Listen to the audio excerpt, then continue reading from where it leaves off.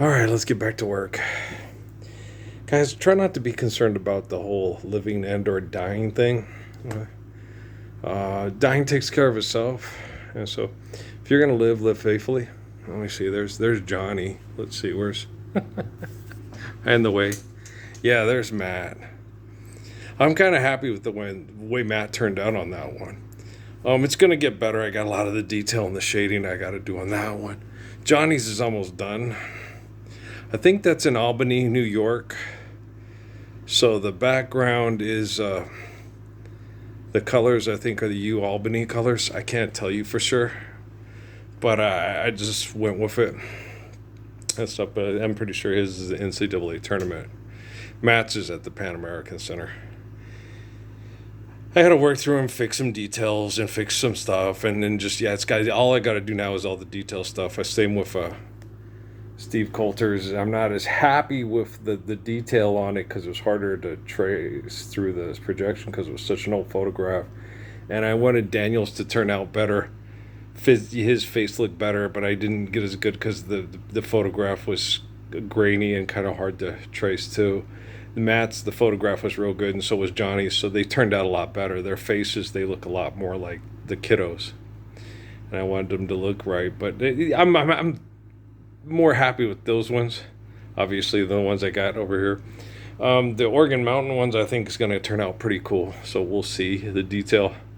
I had to put in. I was doing the clouds and the yucca and stuff, and I was like, no, you're going to have to do all blue across the sky, and just give it a different color and texture to it where the clouds are, and then paint white over the clouds because a lot of times the clouds are kind of misty and you can see the blue through them. So, got a lot of work to do on that stuff, and then I got to make sure I'll put the picture on and make sure the shadows of the clouds are similar and the shadows of the clouds are over the mountains to the ground and stuff. So you got it's a lot of work. Okay. This man being an artist is a lot of work, and it's a lot of detail.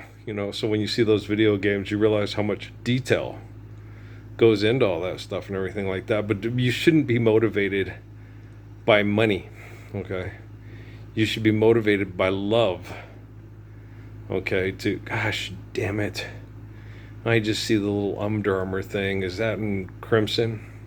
I just rinsed out all my crimson. I thought I finished all the crimson on the map picture, but there's an Under Armour logo on his pants that I missed. I don't want to talk about it. Okay. So, gosh, damn it.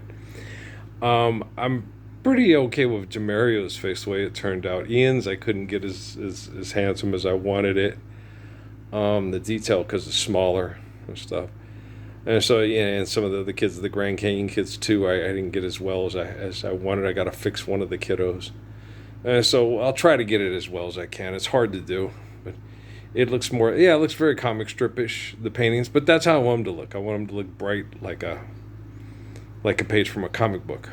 I want it to look very colorful, like I want it to look like street art. I want it to look like street murals and stuff. So I want it to be bright and colorful and lots of energy, but I want it to be bright, and so that's how I want them to look. I don't want them to look too detailed and too perfect. I want it to give it some color and some bright, texture and some bright color to it. I know there's going to be a lot of darks because it's in a basketball arena and stuff, but I, bring out the color and stuff. And so I'll get that done and I'll work on it. I'm tired. But guys, please don't be so preoccupied and worried about dying. That's how selfish people manipulate other people. Is get you afraid of dying and then them assimilating your offspring to be like them. Okay. Or just killing your offspring off, and you're like, well, if you kill off my offspring, then I don't share memories of people that have to tolerate people like you, Schindler's List guy. Okay. So, that whole thing I talked about with you guys when I talked about John Rhys Geddes back in the day when they were during the Depression and all that stuff and fighting, he's like, well, just pay half the country to kill the other half the country, and John Davis and Rockefeller and the others in Carnegie are like, no, then you need this, you need the mooks, you need the smucks like Parsons around, to keep you safe. And now they've gotten to the point where they're so paranoid, so schizophrenic, so excessive, so compulsive, so, It's just that it's like you can't, it's, I used to talk about with encloisterment of people, of women in Arabic and Persian type countries, those cultures. They're not Muslims. Okay. There's even written documentation in Hadith of when Muhammad went from Iraq to Egypt, and the men were throwing a fit about the belly dancers, and he said, "That is Iraq. This is Egypt." So encloisterment does not have anything to do with Islam. It has to do with respecting culture. Yeah. You don't have to cover your hair up to be a Muslim. It's just that's respecting your perception of culture. Okay. It's showing modesty to show that it's basically, yeah, yeah, there is respect, but there's sometimes where it's like if you're playing college sports, take the damn hijab off.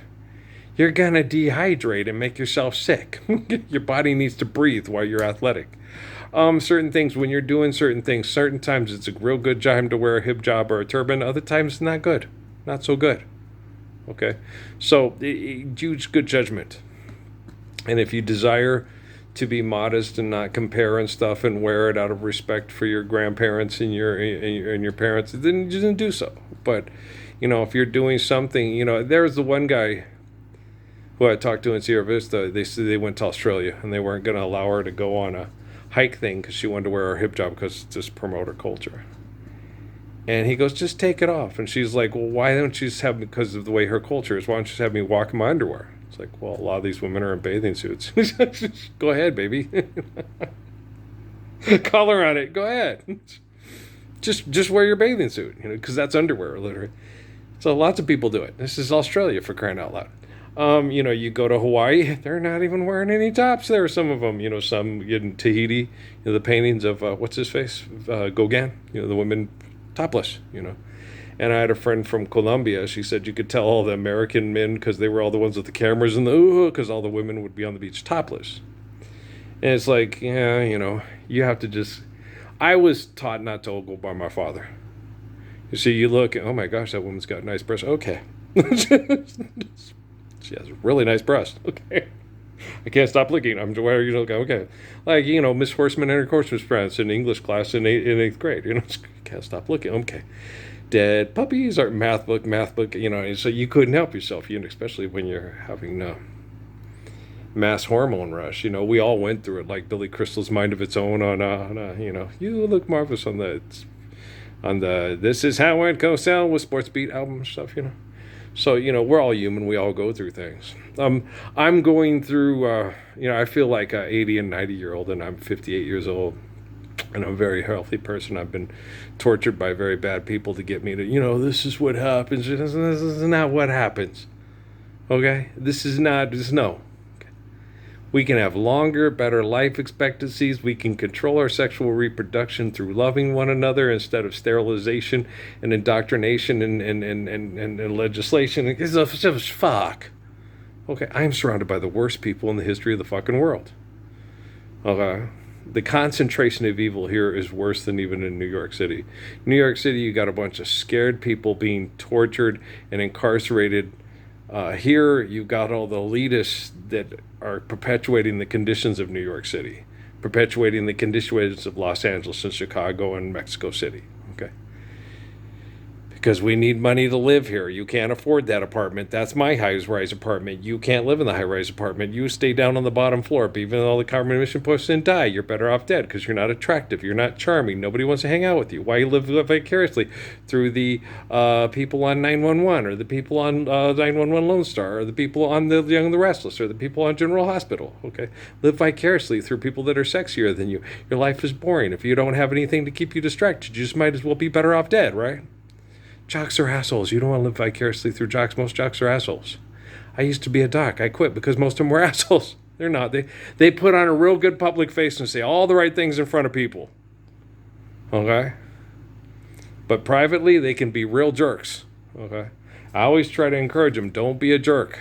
You know, a lot of them can be real good guys, but the thing about it is if you're willing to fight over fuck money and it doesn't bother you and you don't quit and walk away, you've trapped yourself an asshole. And the only one that can get you out is, I give all my praise and glory to God, Jesus Christ. I'm not Jesus Christ and I'm not your God. And Jesus Christ tells me he's not your God either. You're a dumbass who can't even live his commands. Forgive, dead, and trespass, love one another, and faithful peace. I love my kids. I'm critical on them, but I appreciate them.